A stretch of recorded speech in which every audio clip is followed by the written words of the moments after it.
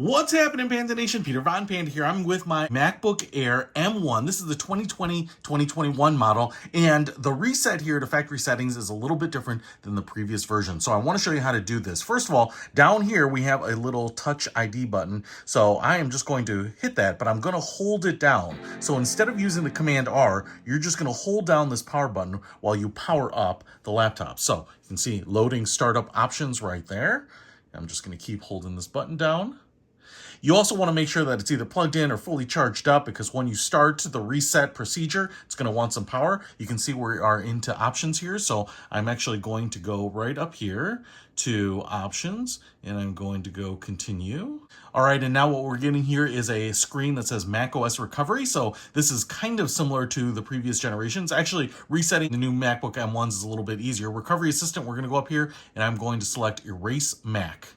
And now we are ready to erase the Mac, and this is going to erase all the stuff that you have on your computer. Click Erase Mac and make it safe to sell, resell, give away to someone else, hand it down to someone else so that your data is not on it. The thing I would say here is that if you have your Mac and you are using it, before you get into this procedure, I would go into your iCloud settings, turn off Find My Mac, turn off like the photo stream, all of the stuff that's connected, maybe Dropbox, Google Docs, all of that stuff before you do this. It should just wipe it out anyway, but I also like making sure that, all of those connections and the data that can be deleted prior to resetting it is gone as much as possible. Now you're gonna have to wait for it to complete that.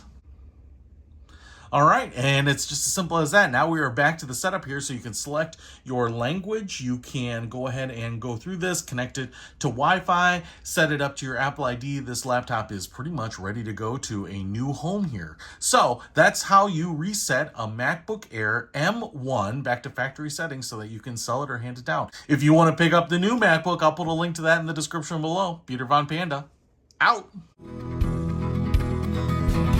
We can discover more and explore so much deeper.